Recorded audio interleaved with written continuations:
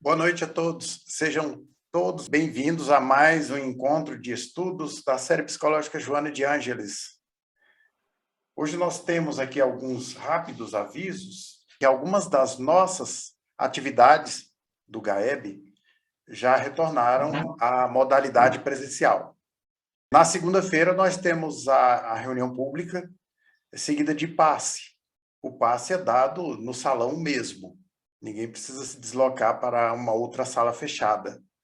O passe é aplicado pelos passistas a partir do palco e todos estarão recebendo. Na segunda-feira, isso ocorre às 18h30 para as crianças, às 20 horas para os adultos. E a partir do dia 13 do próximo mês, também nas quartas-feiras para os adultos.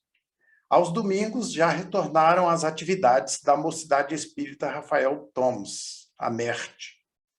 A partir desse domingo, já tem encontro. Quem não estiver sabendo, repasse o aviso para os filhos, sobrinhos e todos os demais. Temos também o culto cristão no lar, todas as quartas-feiras. Todos têm convite permanente, às 20 horas. E nas sextas-feiras, a palestra pública na modalidade virtual, às 20 horas também. Temos os cursos em diversos dias e horários, como vocês veem e já conhecem, tradicionalmente o ESD ocorre desde o início aos sábados, de uns anos para cá também em alguns dias da semana. As inscrições e as informações detalhadas se encontram no site do GAEB. Basta digitar no Google GAEB DF e, é claro, já serão direcionados para o site. São várias as atividades oferecidas pelo GAEB virtuais, na modalidade virtual, nas redes sociais. Reuniões virtuais, as quais já mencionamos algumas, estão disponíveis no canal do GAEB no YouTube. As presenciais vão retornando gradualmente. E como dissemos, para inscrições e mais informações, acesse o site. Então, é sempre uma alegria renovada estarmos aqui juntos para os estudos, reflexões acerca da série psicológica Joana de Ângeles. Nós vamos pedir a vocês, tendo como base a Lei Geral de Proteção de Dados, é a Lei número 13.709, de 14 de abril de 2018. Nós solicitamos que quem não quiser que sua imagem seja divulgada posteriormente pelo canal do GAEB, que mantenha sua câmera fechada. Aqueles que não tiverem nenhum problema em relação a isso, que mantenham suas câmeras abertas quando precisar. Nós vamos, então, fazer a nossa prece inicial para que a gente possa começar efetivamente.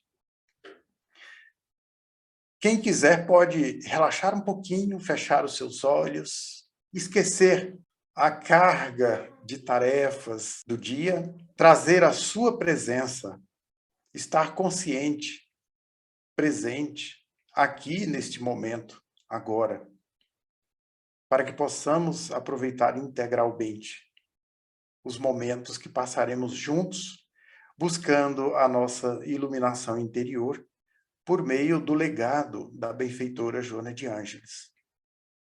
Elevemos os nossos melhores sentimentos a Jesus, sobretudo a Deus nosso Pai, o nosso sentimento de gratidão pelas oportunidades de evolução, de progresso, especialmente a oportunidade do estudo, da prática do bem, que nos acarretará com certeza dias melhores e que nos fará seres melhores do que nós mesmos.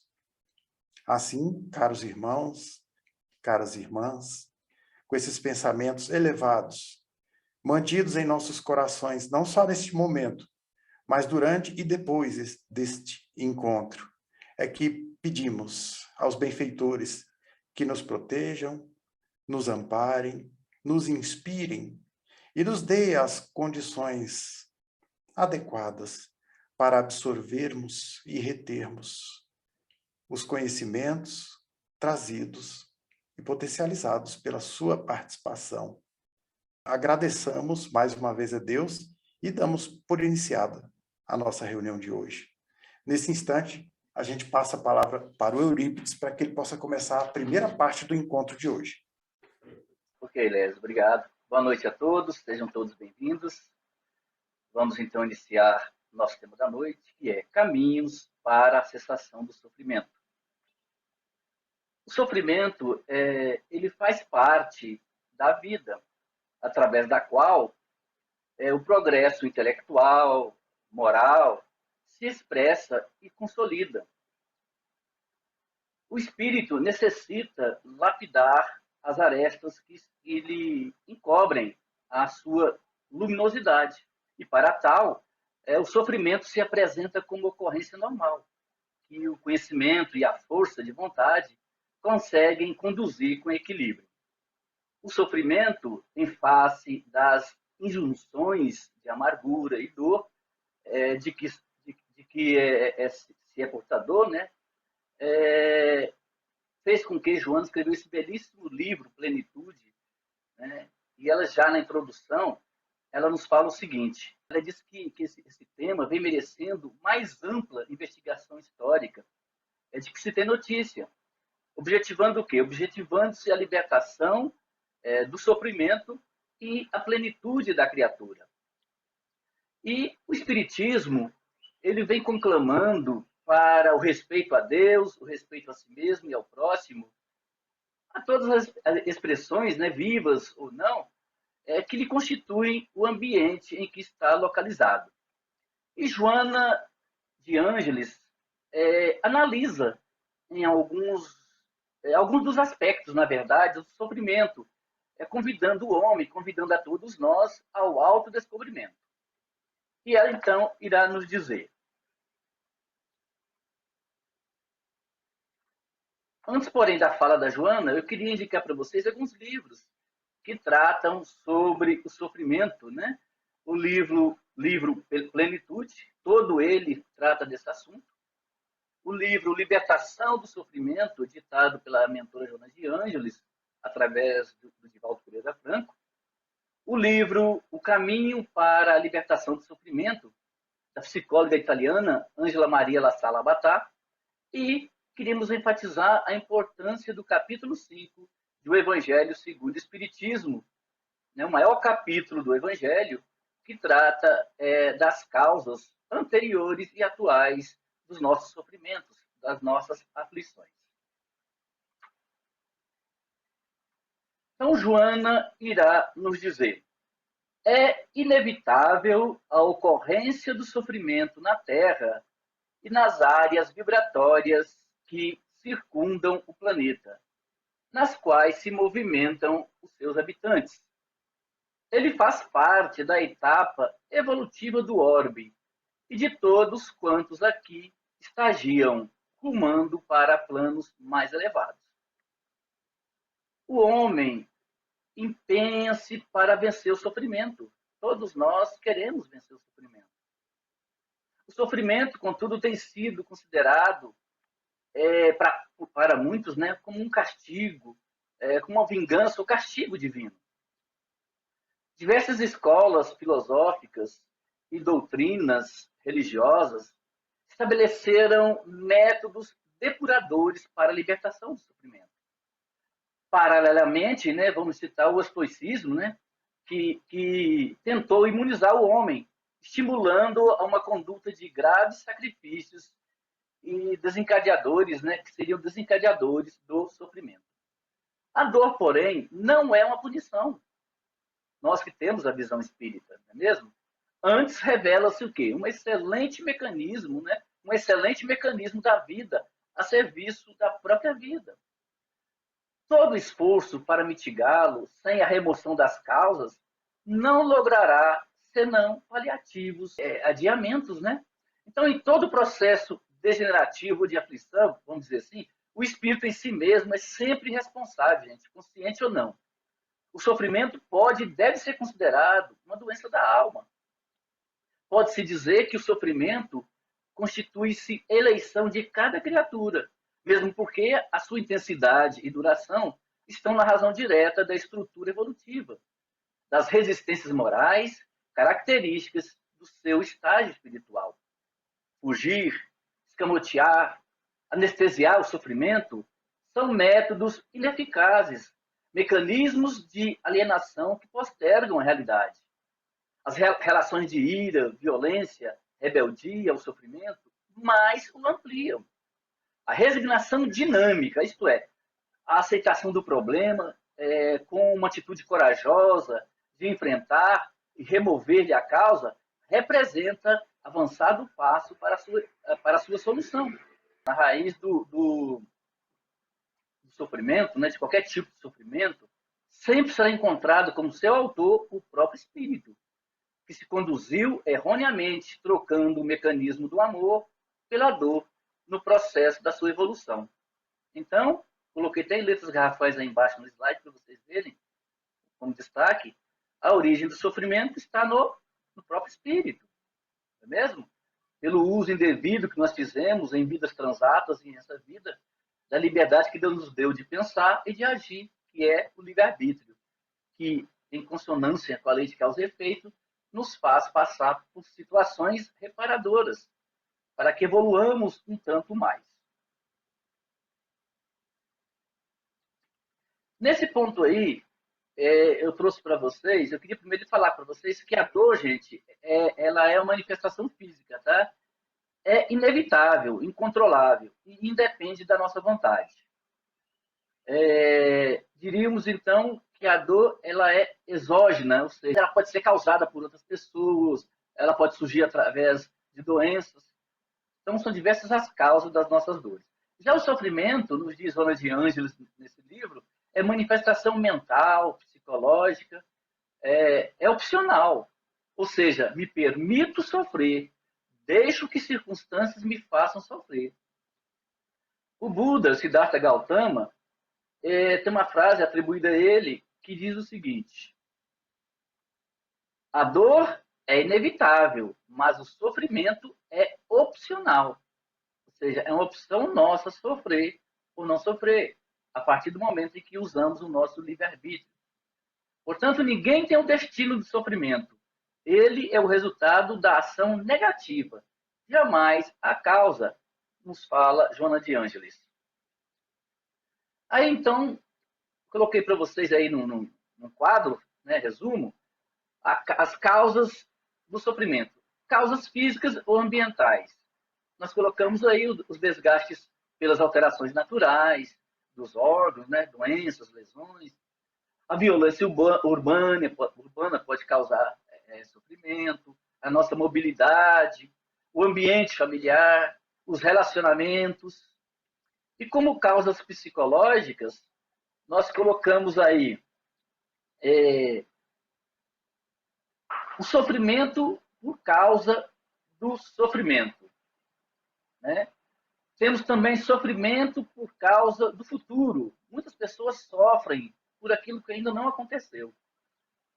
Sofrimento por si mesmo, ou seja, desejo de mudança. E a pessoa sofre, então, como as coisas não acontecem, ela sofre, então, por esse desejo de mudança. Sofrimento por si mesmo. Sofrimento pelo outro. Quantas pessoas, né, sofrem pelas outras pessoas? Sofrimento pelo que se tem.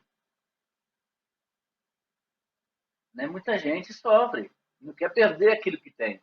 Tudo fazendo, né, para poder não deixar que ninguém chegue perto. Sofrimento porque se está vivo.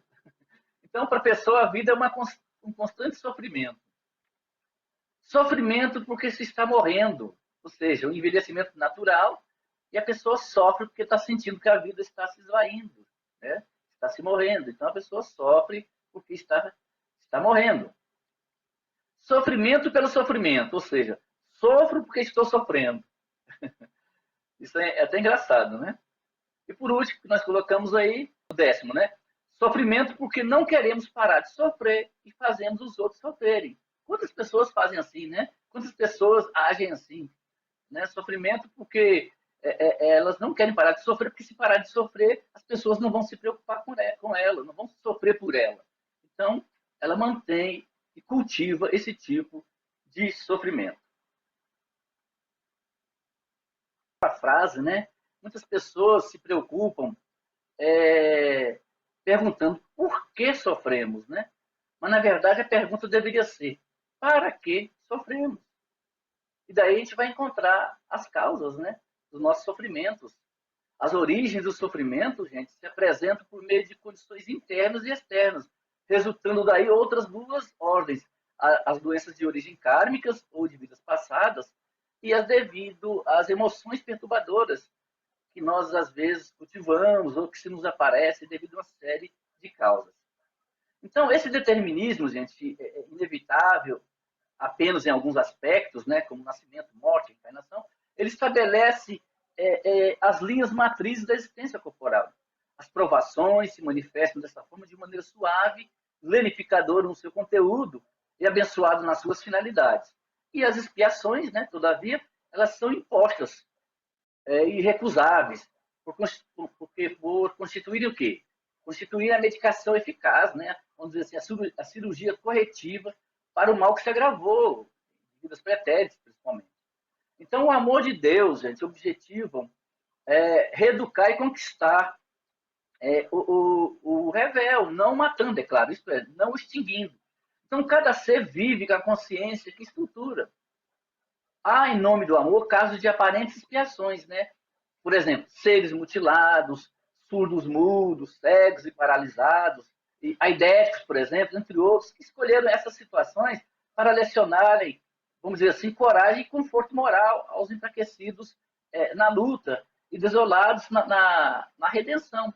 E as expiações, elas podem ser atenuadas, não porém sanadas, não é mesmo? E as provações constituem o quê? Uma forma de sofrimento reparador que promove as expiações e restauram o equilíbrio perdido. Portanto, as origens dos sofrimentos estão sempre naquele que o padece, nos painéis profundos da sua consciência. Ao lado das origens kármicas do sofrimento surgem o quê? As causas atuais, o ódio. Portanto, muitas vezes é o causador de muitos sofrimentos. O amor, por outro lado, é o antídoto para todas as causas do sofrimento. O amor, ele produz resultados salutares que propelem um indivíduo ao progresso, à felicidade. E Joana de Ângela, então, irá nos dizer no capítulo 4 do livro Plenitude. A fim de que se possa fazer cessar o sofrimento, torna-se imprescindível a aquisição de uma consciência responsável, capaz de remontar-lhe as origens, analisá-las e trabalhá-las com direcionamento adredemente planejado. Então, educar a nossa mente, disciplinando a nossa vontade, constitui o passo inicial para extirparmos as causas das aflições, dos sofrimentos, infundindo o quê? Responsabilidades atuais, geradoras, por sua vez, de quê? De novos resultados saudáveis, para propiciarem o futuro bem-estar a que se está fadado. A educação do pensamento, a disciplina dos hábitos e a segurança das metas, gente, são os recursos hábeis para esse logro. Em alguns casos, o sofrimento em si mesmo ainda é a melhor terapia para o progresso humano. Enquanto sofre, o homem menos se compromete, demorando-se em reflexão de onde partem o quê? As operações de reequilíbrio, o ouvido do mal, é inadiável para alguém liberar-se de expressiva soma de sofrimentos. Quando alguém se liberta do lixo mental, ela começa o seu restabelecimento espiritual. E o auto-perdão, o indivíduo deve conceder-se a oportunidade de reparar os males praticados, habilitando-se perante si mesmo e perante aqueles a quem haja prejudicado. O auto-perdão compreende a posição mental a respeito do erro e a satisfação íntima ante a possibilidade de interromper o curso dos males causados. O auto-perdão ajuda o nosso amadurecimento psicológico, o nosso amadurecimento moral. O arrependimento, puro e simples, se não acompanhado da ação reparadora, gente, é tão inofensivo e prejudicial quanto a falta dele. O complexo de culpa é igualmente danoso. Então, a cessação real do sofrimento dá-se quando, erradicadas as suas causas, desaparecem-lhe os naturais fenômenos das consequências. E Joana, já no capítulo 5 do livro Plenitude, irá nos dizer: considerar-se que os sofrimentos são causados pelos desconcertos do espírito, que desarmonizam o fluxo da energia, permitindo a instalação das enfermidades físicas, mentais e morais, a forma eficaz para que cessem deve atingir o seu fulcro gerador, graças a cujo comportamento será interrompida a onda perturbadora. A partir dessa certeza, surgirá na mente lúcida, então, a tranquilidade, encarregada de produzir a saúde, que se irradiará por todo o nosso organismo, produzindo o equilíbrio. Enquanto não tivermos a consciência de saúde real, transitaremos de um para outro sofrimento. É verdade que há pessoas que, embora sem conhecimento das regras que promovem a harmonia íntima, gozam de saúde, apresentando-se o quê? Bem dispostas e fortes. São esses, no entanto, fenômenos automáticos do organismo, que se contaminará ou não durante a existência, de acordo com a conduta moral e mental que se lhe imprima, permanecendo ou não saudáveis. Jesus, portanto, de equilíbrio pleno, considerava o amor, gente, como a causa única para a realização ideal do ser. Vale dizer que a multidão, ou a ausência do amor a Deus, ao próximo ou a si mesmo, produz o quê? A insatisfação, o desajuste, o desequilíbrio da energia, tornando-se o quê? Fator causal de doenças e sofrimentos. E Joana de Ângeles enfatiza que a somatização dos problemas emocionais que decorrem da insegurança e do medo, da mágoa e do ódio, do rancor e do ciúme, é responsável por graves patologias orgânicas, assim como as diversas enfermidades físicas, produzindo distonias emocionais e perturbações psíquicas lamentáveis. Assim, quando o amor, conforme o conceito de Jesus, apodera-se do ser humano, vitaliza-o e irradia paz, gerando o quê? Uma psicosfera rica de vibrações de equilíbrio, graças às quais a saúde se exterioriza de forma positiva, inundando a vida de esperança e de altruísmo, quando a gente começa a pensar no outro, não é mesmo? O altruísmo é o contrário do egoísmo. O altruísmo faz com que pratiquemos as boas obras, que a gente vá em auxílio dos que estão necessitando de nosso arrimo, da nossa contribuição, da nossa benesse. Então, e também das realizações edificantes. Assim, gente, o indivíduo saudável em espírito faz-se elemento útil no concerto geral de todo mundo, de todos nós que aqui estamos, tornando-se aqui uma peça indispensável ao conjunto social que progride com seus esforços em contributos grandiosos e dignificadores.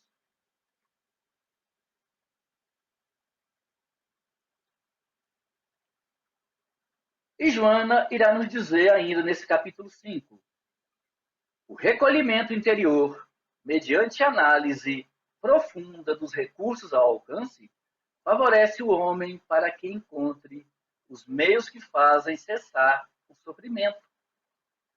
Então, o exercício do amor, dilatando o sentido que se harmoniza com a alma da vida em tudo pulsando, gente, favorece a cessação do sofrimento.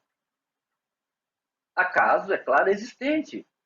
Ele é o antídoto mais poderoso para quaisquer fenômenos degenerativos em forma de dor ou ingratidão, agressividade ou desequilíbrio, crime ou infâmia. Ele possui os ingredientes que diluem o mal e favorecem o surgimento do bem que está oculto, irá nos dizer Joana de Ângeles ainda nesse capítulo. Portanto, a forma eficaz para que cessem deve atingir o seu fulcro gerador, né? A sua origem, a sua profundidade. E a somatização dos problemas emocionais é responsável por graves patologias orgânicas, assim como as diversas enfermidades também físicas. O exercício da bondade faculta campo para a vigência do amor. A vida, gente, é impossível sem o amor. Seja ele no amor de um pai para com um filho, seja amor entre os cônjuges, o amor de uma mãe, o amor que o Cristo sente por nós. A definição, na verdade, do amor transcende os nossos 5 sentidos, porque é bem mais profundo do que nós entendemos. Mas pratiquemos o amor, tal qual se nos aparece, através de singelos atos. Amor é sinônimo de saúde, saúde moral, e quem o possui elimina as geratrizes envenenadas que se expandem, produzindo sofrimento.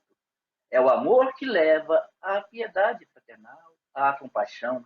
Compaixão é sentimento semelhante à suavidade do luar, vamos dizer assim poeticamente, em noite escura, espraiando que a luz tênue e confortadora sobre a paisagem, sobre o contexto onde estamos inseridos. Portanto, é de vital importância a compaixão no comportamento humano.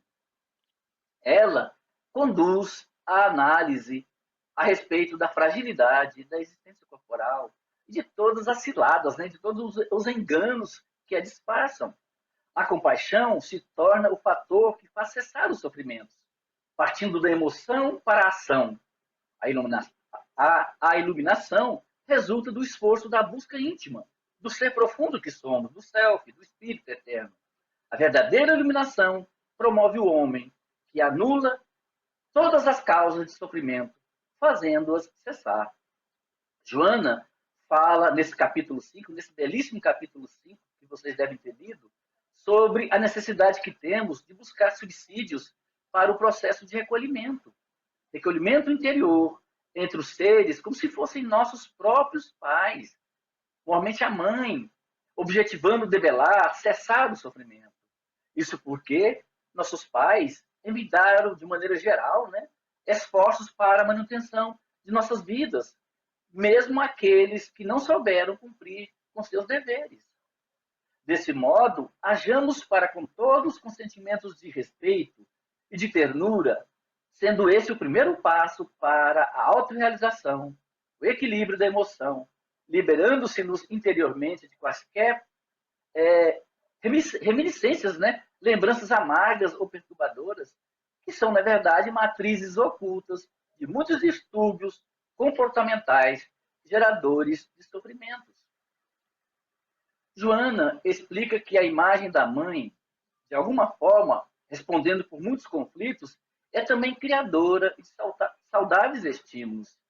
Seus sacrifícios e dedicação, as horas infindáveis de vigília e de renúncia de si mesma, em favor da prole, as melodias que cantou nos ouvidos dos recém-nascidos, e de todas as promessas que se foram tornando realidade, mereceram ser levadas em conta, repensadas e transferidas para todo ser senciente. Diante de agressões ou submetido a dificuldades pelo seu próximo, irritado ou cínico, perverso ou escravocrata, enfermo em qualquer hipótese deve-se considerá-lo como se fosse a mãe, em um instante de fraqueza ou cansaço, carente de carinho, de respeito e de amizade. Ao invés da reação também agressiva, do repúdio ou indiferença vingadora, a paciência generosa, a oportunidade para a reflexão, a desculpa sincera, nenhum ressentimento nem amargura. Esse comportamento, meus irmãos e queridos irmãos, libera-o do azedume, do ódio e do rancor, responsáveis por enfermidades que se infiltram com facilidade, que são de difíceis erradicações. Ver, portanto, em todos os seres, né? Vamos ver em todos os seres vivos a projeção materna, positiva, agradável, que proporciona forças para o quê? Para a preservação ou restauração da nossa saúde, para a libertação dos sofrimentos e do bem-estar, que são condições essenciais para a felicidade. Nós não estamos aqui na Terra para sofrer de forma alguma. Estamos aqui para sermos felizes. Mas eu não posso buscar felicidade alhures ou algures. Eu tenho que buscar felicidade em mim mesmo. Eu sou o construtor da minha própria felicidade.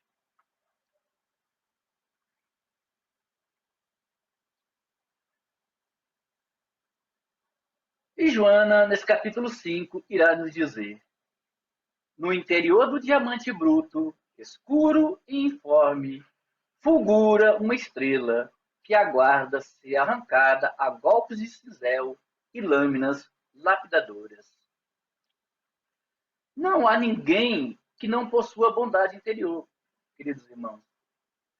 Joana afirma no texto base, esse texto distribuído para vocês, que há nos refolhos da alma, lá no íntimo, no âmago de cada ser, a presença de Deus como luz coaguladora, aguardando o quê? Os estímulos de fora, a fim de brilhar com alta potência. Essa afirmativa dela se coaduna com o que o instrutor Cláudio, no livro E a Vida Continua, no capítulo 9, quando diz a Evelina: em última análise, chegaremos a saber que a matéria é luz coagulada, substância divina que nos sugere a onipresença de Deus.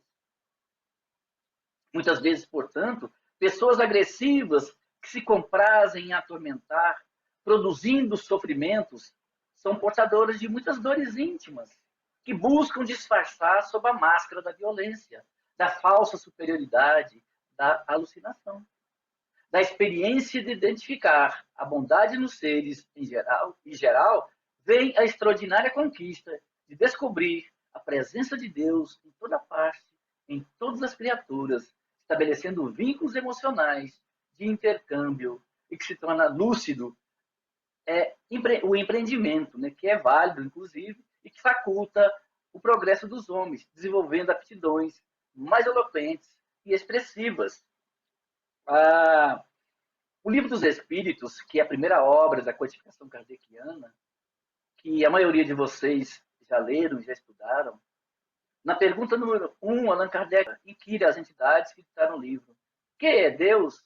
E eles dizem que Deus é a inteligência suprema, a causa primária ou primeira de todas as coisas. Então, a partir da doutrina espírita, nós entendemos que Deus não é um Deus assim, caracterizado como um velhinho, né? Barbudo, cabelos brancos, com a bengala, não, mas Deus é o Criador e incriado de todas as coisas. É o Criador de todos os mundos, de todos os seres. E lá no Livro dos Espíritos, nas questões subsequentes, ficam elencados os atributos de Deus. E realmente Deus está em toda parte. Deus é soberanamente justo e bom. E criou suas leis, conforme nos fala a questão 615 do Livro dos Espíritos, que nos cabe executar. Mas muitos de nós, a partir do momento que adquirimos o livre-arbítrio, que nos deu realmente o raciocínio, a liberdade de seguir nossos caminhos, nós enveredamos por caminhos tortuosos, criando, sim, arestas a essas leis que são eternas e imutáveis, criando o mal. Portanto, o mal foi criado por nós, não por Deus. Cabe a nós, porque Deus é soberanamente justo e bom, através da encarnação e das reencarnações, puxar essa cordinha da evolução, para que possamos também chegarmos a ser, conforme nos fala a questão 170 do Livro dos Espíritos, espíritos bem-aventurados, espíritos puros. Mas, vale dizer que estamos mais perto do ponto de partida do que do ponto de chegada. Assim, a vida é um presente, gente. A vida ela é um permanente desafio para todos nós. Em estarmos aqui no contexto atual da reencarnação, nós temos a todo momento desafios e mais desafios. Basta que queiramos, que tenhamos vontade ativa, porque Deus não coloca fardos pesados em ombros fracos. Né? Nós sabemos que as nossas dores são proporcionais às nossas forças. Então, rica de oportunidades, de crescimento e penetração nos seus profundos arcanos, que se revelam cada vez mais fascinantes e grandiosos. Basta que paremos e analisemos o que está em nosso redor, analisemos as nossas vidas, façamos um balanço moral dela, conforme nos diz Santo Agostinho, na questão 919A do Livro dos Espíritos, para que realmente entendamos a nossa missão aqui, né? Qual é o meu contexto, o que eu tenho que fazer no seio da família, no seio da sociedade onde estou inserido, para que realmente eu venha desempenhar com apreço, com profundidade, com objetivos maiores, as minhas tarefas aqui dioturnas. E Joana de Ângeles, nesse capítulo 5, irá nos dizer: a dor e o sofrimento, em geral, são estágios mais primitivos do processo de desenvolvimento que, mediante as sensações e emoções afligentes, propelem o ser para outros planos, patamares mais elevados, nos quais os estímulos se apresentam de maneira diversa, mais nobremente convidativos. Nesse estágio, cumpre acentuar o desejo de retribuir essa bondade, essa presença divina.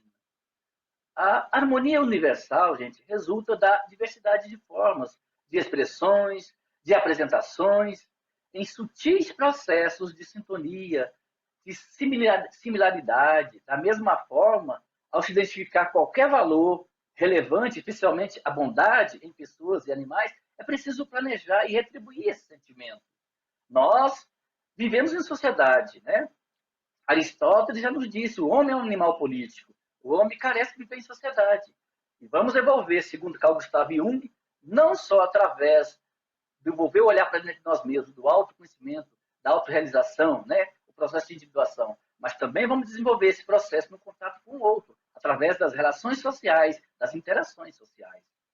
Então, partindo da intenção, deixar crescer, gente, o desejo de desenvolver o natural fenômeno da retribuição, a bondade, né? E assim já estão mais desenvolvidas com o passar do tempo, isso em nosso interior. Portanto, do pensamento à palavra, à ação, passo a passo, se agiganta a intenção que se converte em realidade criadora, retributiva, desenvolvendo recursos de alta magnitude em redor daqueles pelos quais estamos, com os quais estamos convivendo.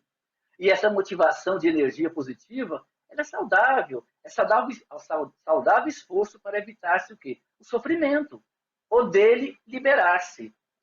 Vale lembrar que a vida, a gente cobra aos seus agressores o preço da interferência negativa na sua ordem e estrutura. Assim, devolver a bondade e respeitar os códigos da existência, da sobrevivência, fomentando-nos a continuidade, a própria vida, onde quer que ela exista ou se expressa, é de grande importância para todos nós. Devemos fazer e tentar realmente viver assim esse processo, né, de crescimento, de aceitação. Então, a dor, caros irmãos, o sofrimento, a causa está no espírito eterno que somos, pelo uso indevido do nosso livre-arbítrio. Temos que aceitar as nossas dores. Veja bem, aceitar a dor não é ser conivente com ela. Tá? Não é ser conivente com ela. Lembre-se daquele quadro que eu passei, muita gente é conivente com a dor, porque quer continuar sofrendo, porque quer continuar tendo a atenção dos que estão em seu redor. Não. Temos que aceitar a dor, mas procurar encontrar meios de nos libertar do sofrimento. Porque só assim fazendo é que vamos aproveitá-lo como mola propulsora para degraus mais evolvidos da evolução. Portanto, ninguém renasce no mundo físico para sofrer, né? Senão para reeducar-se, para recuperar-se dos delitos infelizes, para crescer em direção a Deus. Temos 3 grandes objetivos em nossa passagem pelo planeta Terra. Primeiro, reeducação. Segundo, recuperação. Terceiro, crescimento interior. Poderíamos rapidamente resumir dizendo que nascemos para nos recuperar dos erros cometidos em existências pretéritas. Essa recuperação se fará pela reeducação dos nossos sentimentos e emoções. E a realização das etapas anteriores nos fará crescer na direção de Deus. Por fim, os caminhos para a libertação do sofrimento são autoconhecimento, vivência evangélica, comportamento lúcido, advindo do estudo e da ação para alcançarmos a plenitude. Encerramos aqui, então, a primeira parte de nossos estudos. Vamos agora repassar a palavra para vocês, para que façam seus comentários, seus adendos, suas colocações, suas perguntas. Vocês estão com a palavra. Gente, boa noite. Uma coisa que me chamou muito a atenção é essa imagem desse slide inicial, com o tema do nosso estudo de hoje, né? Uma corrente, o cadeado e uma chave. E eu vejo que o sofrimento nas nossas vidas, e isso eu creio que seja para todo mundo, né? Porque são diversas as situações em que a gente sofre, mas muitas vezes eu tive um pouco de dificuldade de entender que o sofrimento estava presente na minha vida como um instrutor, para que eu aprendesse alguma coisa. Eu inicialmente queria me livrar do sofrimento, mas eu reproduzia exatamente os mesmos padrões de comportamento que me levavam ao sofrimento. Então, eu ficava num sofrimento cíclico. Quando a doutrina me foi apresentada como possibilidade de autoconhecimento junto com outras terapêuticas que eu já havia passado, eu me encantei exatamente com essa possibilidade de eu começar a me dimensionar como ser espiritual que sou, que já trago uma vivência de um passado, mas que estou aqui para aproveitar essa existência e fazer ao máximo que eu puder fazer para que eu cresça e eu me liberte. Então, existem muitos sentimentos aprisionados dentro de mim, né? Mas hoje eu já tenho certeza que existe uma chave, né, que abre, que destranca, né, que liberta a gente. E uma das coisas que mais me encanta na obra da benfeitora é exatamente isso, né?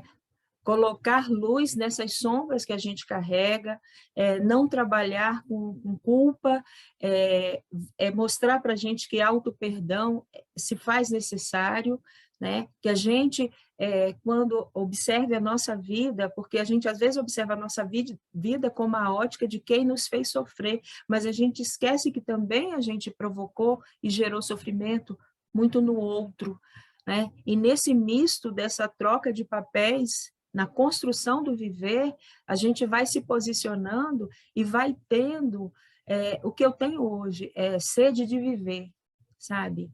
É sede de viver no sentido mais pleno, usar as ferramentas que eu tenho disponibilizada, para que eu me entenda melhor. Nem sempre o que eu olho eu gosto, mas está aí. Tem que ser redimensionado, reciclado, ressignificado, né? E eu acho que essa busca constante vai fazendo a gente dar sentido à vida que um dia eu já olhei para ela, não com, sabe, de uma forma menor, como se ela fosse menos importante, né? E o que eu entendo que são etapas também, mas que hoje viver de uma forma plena mesmo, né? Dentro da plenitude que a gente pode ter. Obrigado, Mariane, pelas suas palavras, seus comentários.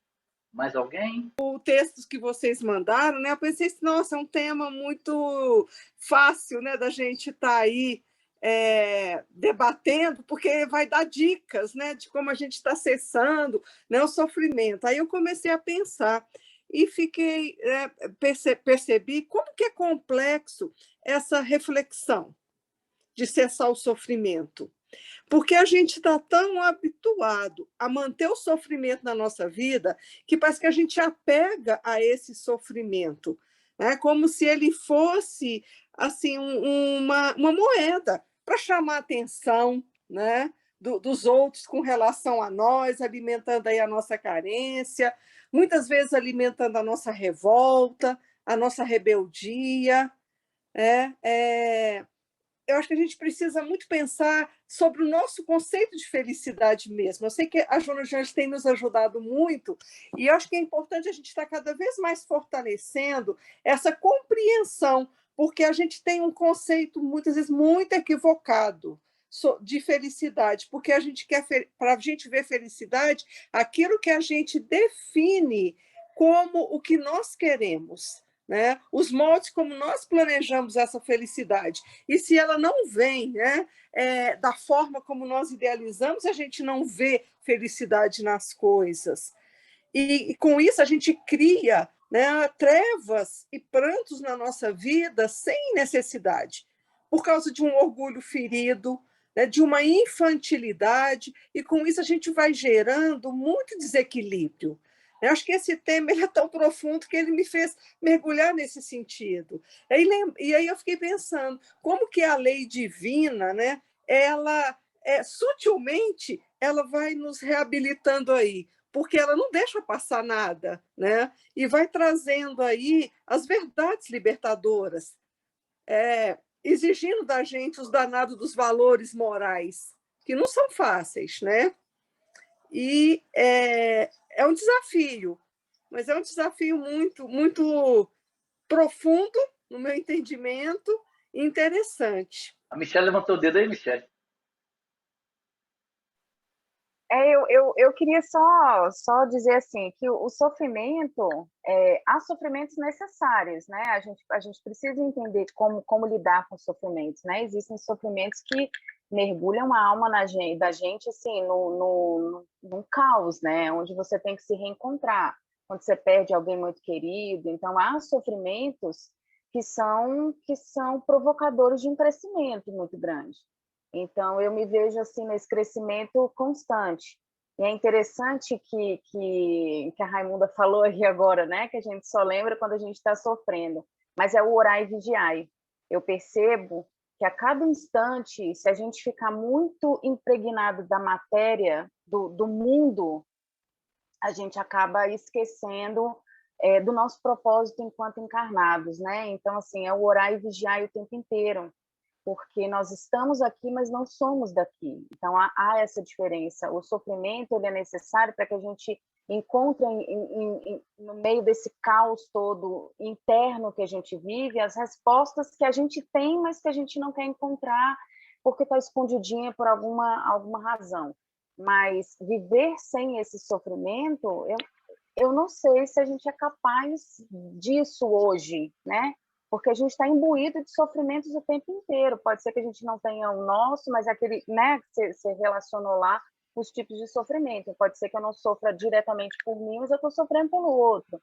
Então, eu acredito que isso sejam escadas para a gente alcançar a tão almejada tranquilidade na alma, né? Era isso que eu queria dizer. Obrigado, Michelle, pela sua participação. Antes de passar para o Lelis, eu queria pedir a vocês que deem uma lidinha nos importantes comentários que o Zé Wilson colocou aí no bate-papo, né, sobre essa questão, trazendo até trechos do Evangelho e de um livro da série psicológica. Mas agora a gente vai passar a palavra para o Lelis para que ele dê continuidade a esse mesmo tema. É com você, Lelis.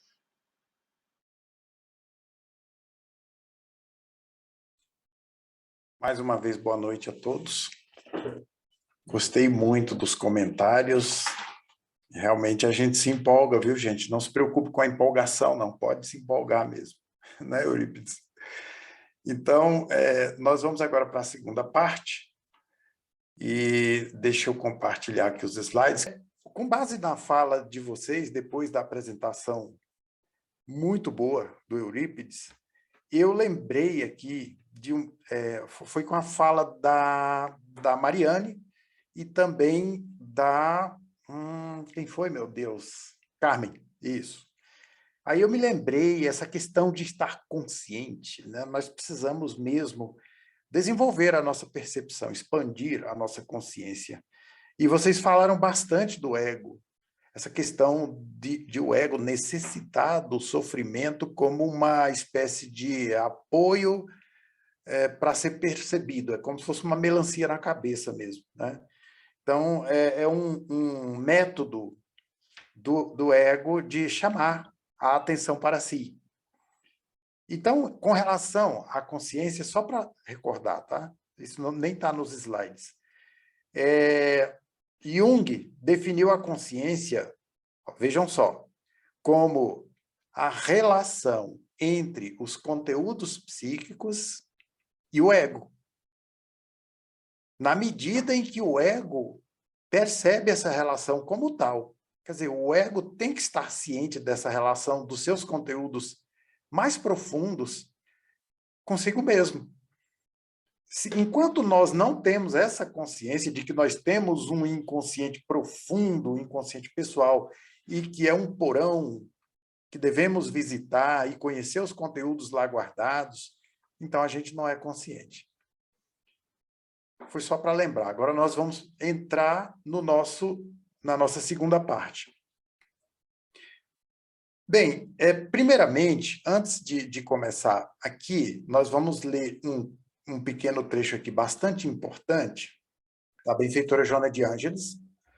Depois vocês vão procurar lá na Amérix os vídeos de estudos da série psicológica Joana de Ângeles, que também são muito bons. A Michele Ponzoni, ela diz o seguinte, assim, que esses conhecimentos orientais, especialmente o budismo, tem muita correlação com o espiritismo. No livro Plenitude, a benfeitora fez assim, ela uniu os enfoques budista e espírita. Então, ela aborda o problema do sofrimento, sua existência, suas causas. É um estudo bastante criterioso e consistente, onde conceitos milenares do budismo são, então, integrados aos conhecimentos espíritas, e assim fornecendo um ferramental adequado para aprofundar o tema e dar-lhe solução. Então, observem, o livro, eu não sabia, eu fiquei sabendo há pouco tempo, que o livro Plenitude é essa união dos enfoques budista e espírita. As 4 nobres verdades que vêm da cultura budista, dos princípios do budismo, unidos ao espiritismo nesta obra já mencionada. Então, quais são? O sofrimento existe. Essa é a primeira nobre verdade. A segunda é, o sofrimento acaba. A terceira, o sofrimento tem causa. E a quarta e última, caminhos para a superação do sofrimento. E são 8. Com base nos ensinamentos do Siddhartha Gautama, conhecido mais como Buda, ele elencou, então, esses 8 caminhos para a cessação do sofrimento. Vamos rapidamente dar uma olhadinha em cada um deles. O primeiro é a percepção correta. O que quer dizer isso? Vejamos. Nós precisamos ter uma percepção o mais correta possível da realidade que nos rodeia. Um exemplo disso é quando a gente projeta no outro alguma necessidade nossa, alguma carência, algo que nos incomoda.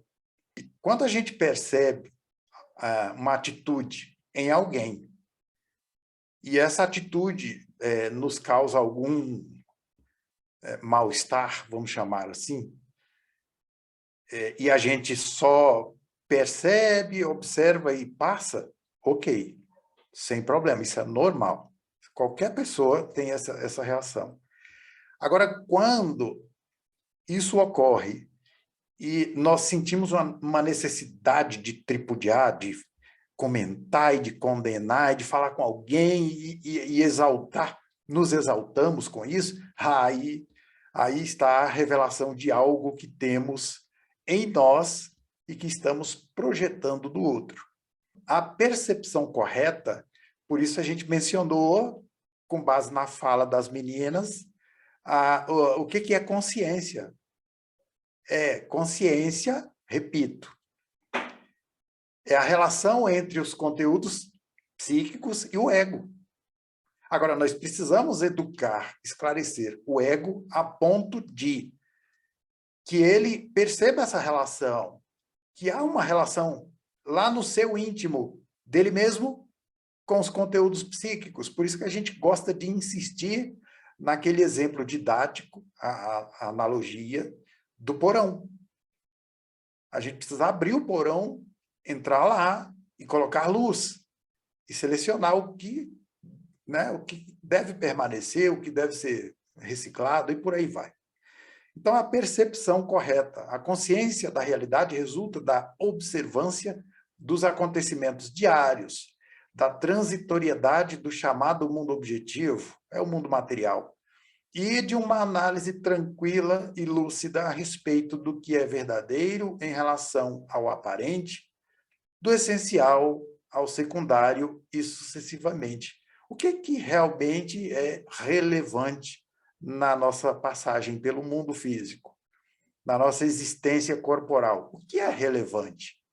Porque se fantasia a existência terrena com quimeras e sonhos. A realidade, desfazendo essa imagem infantil, leva ao sofrimento todos aqueles que, imaturos, confiaram em demasia na transitoriedade das formas e apresentação física das promessas de afeto imorredouro e de fidelidade perpétua, de alegria sem tristeza e meio-dia sem crepúsculo no fim da jornada.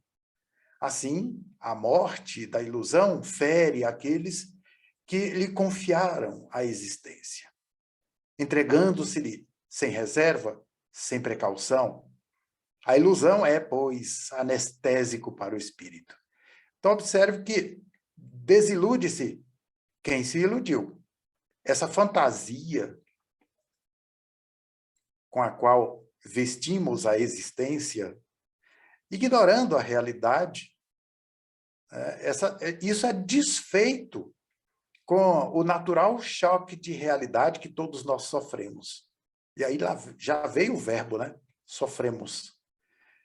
E isso nos leva, quando insistimos em ignorar a realidade e manter a fantasia, as quimeras. Quimera e fantasia, na verdade, são sinônimos. E essa atitude imatura, ela cai por terra com a dor, com o sofrimento. Quando insistimos em nos apegar nessa atitude. Então, a gente pode passar, depois a gente volta a comentar, a gente pode passar aqui para o segundo caminho, dos 8. Sentir correto. Voltemos lá. Percepção correta, agora sentir correto.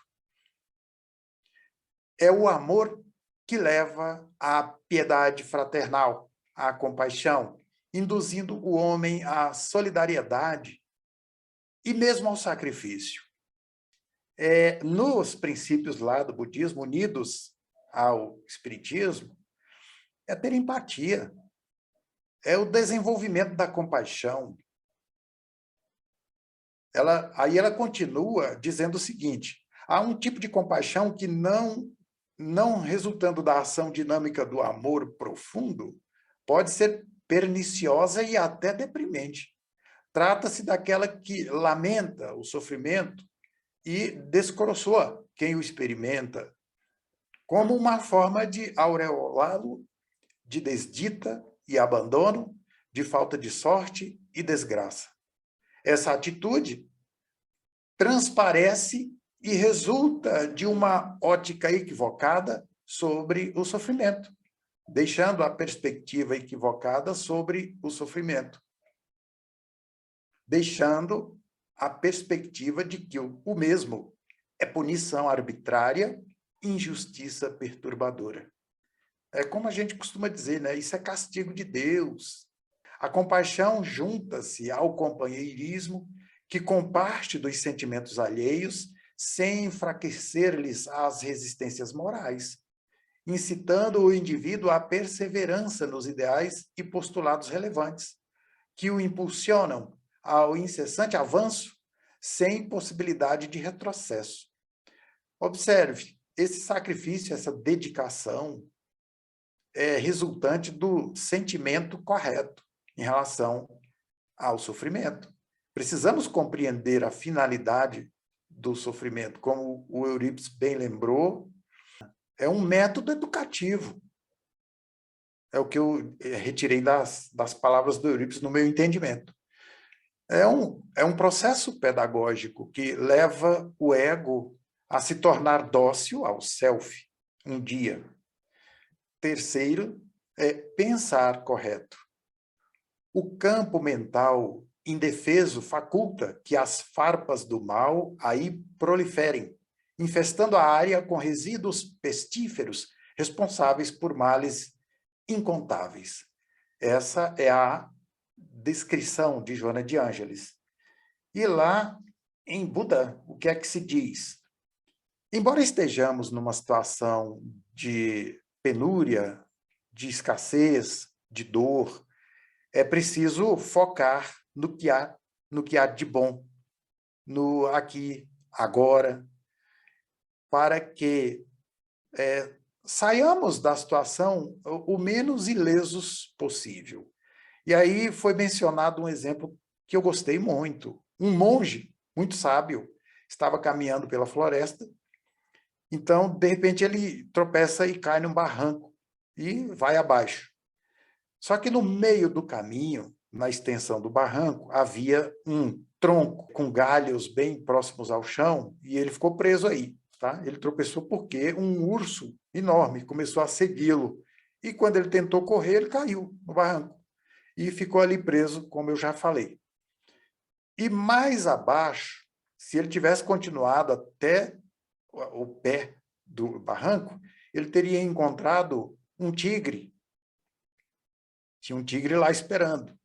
Estando preso aos galhos, ele se manteve suspenso, pensou em descer e pegar um dos dois caminhos laterais, mas lá na base do tronco havia uma cobra. É como a gente se vê em algumas situações da existência física, a jornada heróica da alma. Em alguns momentos a gente se vê sem saída. E agora, o que eu faço? Para onde eu vou? Não tem o que fazer. É focar a atenção no momento, e foi o que o monge sábio fez. Observando, olhando em volta, ele viu na ponta de um dos galhos morangos silvestres. Então ele passou a pegar um por um e degustar tranquilamente. E com essa cena, o urso ficou meio que, sei lá, atordoado, inquieto, e acabou com essa inquietação caindo no barranco também. E assim ele caiu sobre o tigre e começaram uma briga feia. E essa briga tão feia assustou a cobra, que foi embora. A cobra sumiu. E daqui a pouco os dois, o que escapou, saiu correndo e o outro correndo atrás. E aí o monge ficou livre, desceu tranquilamente e seguiu seu caminho. Essa metáfora vem nos trazer a lição, que embora tudo pareça contra, a gente sempre vai encontrar algo positivo na situação para onde devemos focar a nossa atenção. E focar mesmo. Por exemplo, dentre outros métodos, entra a meditação. E as coisas que Deus nos outorga de boas para que a gente desfrute, porque nós somos herdeiros, somos filhos do Pai amoroso. Sempre tem algo para que possamos desfrutar. A questão é que quando a maioria de nós está em sofrimento, como é que a gente costuma dizer na linguagem doméstica, popular? Emburra, né? Fulano está emburrado. E aí a gente não quer nem, por exemplo, vem cá, está passando um filme bom, senta aqui e assiste comigo. Não estou querendo, não, eu vou. Aí vai, fica no escuro, lá no quarto, isolado. Atitudes como essa são diferentes da que foi exemplificada na metáfora. Né? Ele viu os morangos silvestres e usou de sua sabedoria e começou a saborear, focou sua atenção naquele momento simples e desfrutou. Enquanto isso, a situação toda se transformou, o perigo desapareceu e ele seguiu seu caminho. O bem pensar, o pensar correto, passa por aí. Agir correto é o quarto caminho. Apresenta-se, então, no painel do comportamento, a necessidade de agir com inteireza, com abnegação, transformando os propósitos mantidos em realização enobrecedora. Nas anotações do budismo, agir correto é não reagir, né, gente? Olha como tem correlação com a doutrina espírita. É agir com sabedoria ao invés de reagir instintivamente, dominado pelos instintos primitivos. Aí já entrou o uso da razão, do discernimento, e demonstra um nível de consciência desenvolvido, expandido, elevado. Estão desenvolvidas, neste caso, a ética, a conduta moral. E aí ela citou a Michele Ponzoni citou algo que eu achei também muito bom para as nossas reflexões. Cuide dos vossos pensamentos, porque eles poderão ser as vossas palavras. Cuide das vossas palavras, porque elas serão os vossos atos. Cuide dos vossos atos, porque eles serão os vossos hábitos. Cuide dos vossos hábitos, porque eles formarão o vosso caráter. E cuide do vosso caráter, porque ele determinará o vosso destino. Então, observe, que coisa mais profunda, que pensamento, né? Sequência de ideias profundas. Agir correto é evitar reações. Normalmente, a gente reage, provocados pela dor, por surpresas desagradáveis, e então a gente reage assim, na forma de sofrimento. Falar correto. Aí está difícil para mim, mas a gente vai aprimorando aos poucos, né? Do pensamento à palavra, à ação, passo a passo se agiganta a intenção que se converte em realidade criadora, retributiva, desenvolvendo recursos de alta magnitude em derredor. É algo que o Eurípides já deu uma pinçada aí. Agora a gente está dando um enfoque um pouquinho diferente em razão da comparação com os princípios do budismo. E lembrando, gente, que eu ia falar isso no começo, mas ainda está em tempo. Siddhartha Gautama é um dos espíritos missionários enviados do Cristo que participaram dos impulsos evolutivos dados à humanidade por ordem de Jesus. Para aprofundar um pouco nessa informação, aí eu recomendo o livro A Caminho da Luz. Emmanuel menciona muitos desses espíritos, inclusive Siddhartha Gautama, o Buda. Então, prosseguindo, do pensamento à palavra, a ação, passo a passo, se agiganta a intenção que se converte em realidade criadora, retributiva, desenvolvendo recursos de alta magnitude em derredor.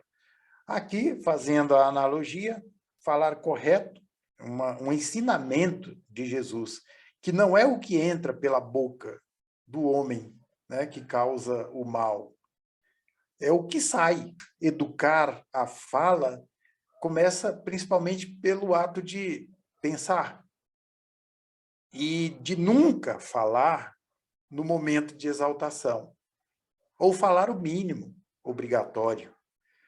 E ainda assim, fazer uso da famosa água da paz, né? Tá com muita vontade de falar, a necessidade é muito grande, irresistível. Então, pense um pouquinho, porque pode ser desastroso. E todos nós temos essa experiência. Todos nós. Eu me coloco como o primeiro da fila. O sexto caminho, modo de vida correto. A benfeitora diz que, para que seja interrompido o ciclo, quando pernicioso, a compaixão por si mesmo e pelo próximo induz o homem às ações construtivas, nas quais se instalam os mecanismos que desencadeiam resultados favoráveis ao progresso, assim interrompendo a onda propiciadora do sofrimento. Modo de vida correto. Por exemplo, em relação ao corpo. Eu não sei se todos nós aqui sabemos por que Francisco de Assis se referiu ao próprio corpo como jumentinho. Ele fazia muitos sacrifícios, penitências, se alimentava mal, se maltratava bastante. Dom Leão, se eu não estiver enganado, acho que é esse o nome, um amigo o chamou para uma conversa, para pedir um conselho. E quando ele se aproximou, Dom Leão falou, olha, eu tenho um amigo que tem um burrinho, e ele maltrata demais esse burrinho, não lhe dá alimento, não cuida com atenção, com zelo, com carinho desse animalzinho e tal. E num dado momento, Francisco de Assis falou, mas peraí, isso é muito cruel. E ele ainda monta nesse burrinho, sim, ele monta, vive montado no burrinho e vai para todos os lugares montado nesse burrinho. Eu preciso conversar, isso tá errado isso aí. Ah, quem é ele? Aí Dom Leão falou, é você mesmo. O burrinho de que eu estou falando é do seu corpo. Jumentinho, né? Falei burrinho, jumento, tanto faz.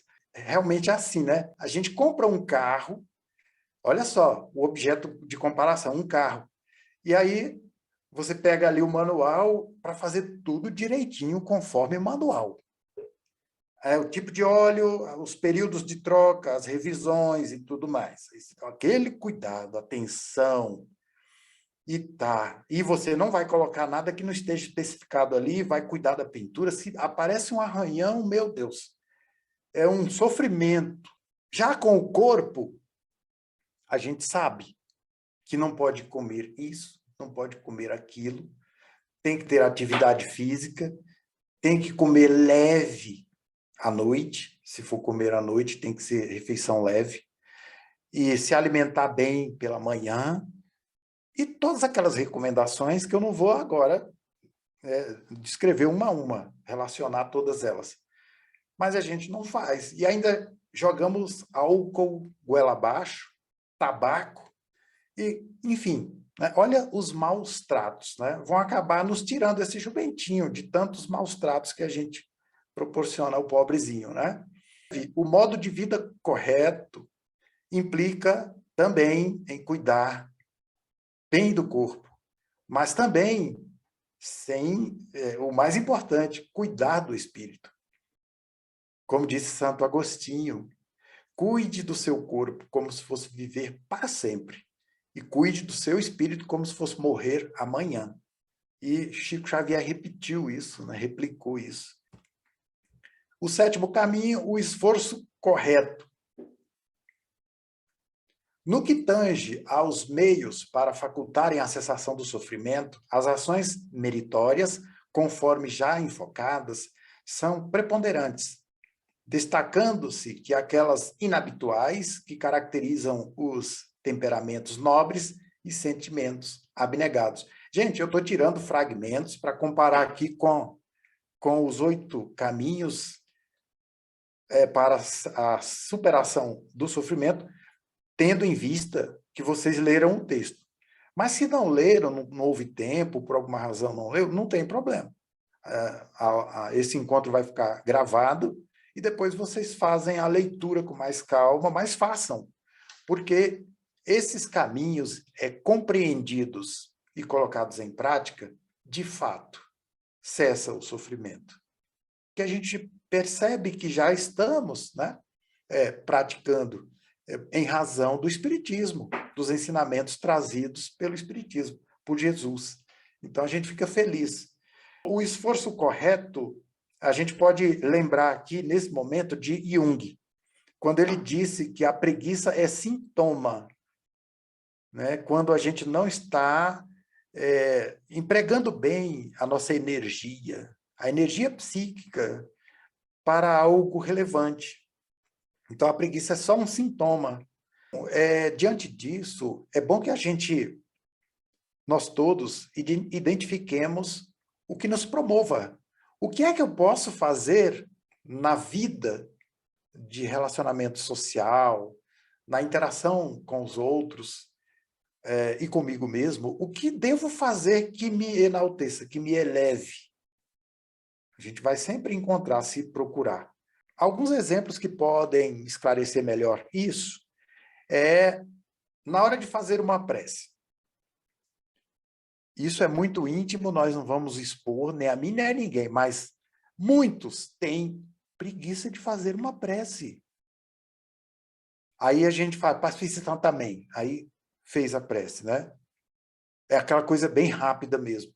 Mas uma série do Netflix, a gente assiste todos os episódios, cansado, depois de um dia de trabalho e tal, e vai assistir a série inteira. Se cochilou, agora tem o benefício de, né, voltar atrás, assistir de novo, dormir, perdi aquele pedaço, aí vai de novo. E quanto à meditação, quanto à prece, a gente não tem a mesma atitude. O esforço correto seria o inverso. A gente criar o hábito, desenvolver o hábito da prece, da meditação, do estudo, porque isso nos eleva, isso de fato nos eleva. Mas nós temos uma tendência muito forte para outras coisas, as redes sociais, o Netflix, a novela e sei lá o que mais. O 8º e último, cuidados e atenção corretos. Mas esses cuidados e atenção corretos são específicos, são atitudes de zelo consigo mesmo e com o outro. Mesmo quando o outro, ou nós mesmos, pareçamos ter conteúdos apenas negativos. Uma pessoa muito perversa, né, cheia de hábitos perniciosos e que nos afasta, vibrações pesadas. Mesmo assim, a atitude deve ser de zelo, de compaixão. É o que diz, né, nesse texto que foi enviado para vocês, a palavra compaixão foi mencionada inúmeras vezes. Para encerrar, a paixão pelo serviço de elevação irradia piedade construtiva, que estimula a beneficência e dá calor à filantropia, aureolando-a de vigor fraternal, graças ao qual os sentimentos solidários expressam o amor em sua multiface. A ausência de compaixão envilece o homem e a falta de paixão pelo bem torna-o ser revel. Quando não mantém apenas na indiferença mórbida, qual observador mumificado diante dos acontecimentos do cotidiano. O serviço do bem, com a correspondente paixão de sustentá-lo, transforma-se em caridade que plenifica aquele que recebe o socorro e quem propicia. Enseja a ação de dupla via. A satisfação que faculta àquele a quem é dirigida e a que retorna como resposta interior da consciência tranquila pela emoção experimentada. E aí, minha gente, estão os 8 caminhos para a superação ou cessação do sofrimento. As 4 nobres verdades que estão aí compiladas junto aos princípios da doutrina espírita na obra Plenitude, de Joana de Ângeles. Então, aqui nós vamos parar o compartilhamento e vamos para aquela parte, a melhor parte, né? A parte que vocês falam. Então, pode abrir o microfone e participar. Tem alguém aí? Tem sim. Tudo bem, Leves? Benjamin. Rapaz, vocês conversam aí e eu começo a pesquisar aqui, é muita coisa, meu irmão. É muita coisa. É muita coisa. E para uma reflexão mais profunda, temos que realmente silenciar aí os nossos pensamentos, né? Tenho falado, inclusive, lá para os meus estudantes, síndrome do pensamento acelerado. Nós estamos nesse período da síndrome do pensamento acelerado. Então, nós não temos tempo para nada, nós pensamos em todas as coisas, em querer resolver tudo ao mesmo tempo, e não resolvemos nada. E não resolvemos nada, né? Achamos que resolvemos e não resolvemos nada. Então, o momento é de silenciar, né? Acredito que é um momento muito especial, é um momento de cuidado, né? De você para com você mesmo. E é um desafio. Eu acho que já passou do tempo da gente poder ter essa oportunidade. A gente tem que se dar essa oportunidade, né? O quanto é difícil, meu irmão. Não é brincadeira. Não é brincadeira. Os desafios são aí imensuráveis, né? Imensuráveis. Pelo que eu ouvi, tanto você, Eurípides e as nossas irmãs aí falarem, né? Mas mesmo assim, com esses desafios, a proposta, ela continua, né? Nós temos que sair dessa condição cômoda.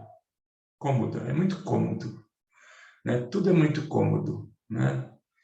quando nós não somos afetados, quando nós não somos atingidos, quando não temos aborrecimento, não é? Tudo cômodo. Quando começa um cômodozinho, aí nós nos mostramos quem realmente somos, né? Mas então, nesses momentos, e a mensagem aí do mestre, né? Do mestre que caiu aí, e que ficou em silêncio, né? Aproveitando o momento lá degustando lá as frutas, né? Degustando as frutas. Olha só, coisas que nós não fazemos, né? Parar esse momento, né? Eu me lembrei daquele filme que vocês falaram no início, que a gente já tinha assistido, né? Desse momento especial que é o momento do agora, né? E que, infelizmente, deixamos passar, achando que estamos aí acrescentando muitas coisas nas nossas vidas, né? Então, é o momento agora dessa autopercepção, né? Que é importantíssimo. Eu agradeço a oportunidade e os ensinamentos, meus irmãos. Muito obrigado. A gente agradece também, Davi. Eu vou passar a palavra ao Eurípides, que vai fazer as considerações finais e a prece de encerramento. Eurípides, meu amigo, a palavra é tua. Obrigado, Lelis. Então, gente, para maiores detalhes sobre essa questão do sofrimento, né, tenho lá o livro Plenitude, distribuído da série psicológica de Joana de Ângeles. Vamos, nesse momento, então, levar os nossos pensamentos até o mais alto, até o Divino Mestre Jesus, agradecendo primeiramente a Deus pelo dom da vida, pela oportunidade que temos de ressarcir nossos débitos do passado, passar pelas provações que a vida se nos impõe e auxiliar o nosso progresso dos que estão em nosso redor. Que tenhamos forças, que os bons espíritos tragam dos laboratórios celestiais eflúvios balsâmicos e depositem sobre todos nós que aqui agora estamos, espargindo pelos nossos corpos, físicos e perispirituais, energias balsâmicas, que esses lenimentos possam penetrar em nossas células e nossos aparelhos e sistemas, dando a harmonia necessária para que continuemos com a nossa refrega, que é a refrega do eu contra eu mesmo. Que possamos também suplantar, encarar de frente os conflitos emocionais, psicológicos, dando a solução plausível para que tenhamos a perfeita rigidez física e mental. Com esse pensamento, e desejando que todos tenham um final de sábado tranquilo, reparador, um domingo também de muita saúde, de muita paz, de muita harmonia, é que vamos encerrar a nossa aula de hoje, rendendo graças a Deus. E que assim seja.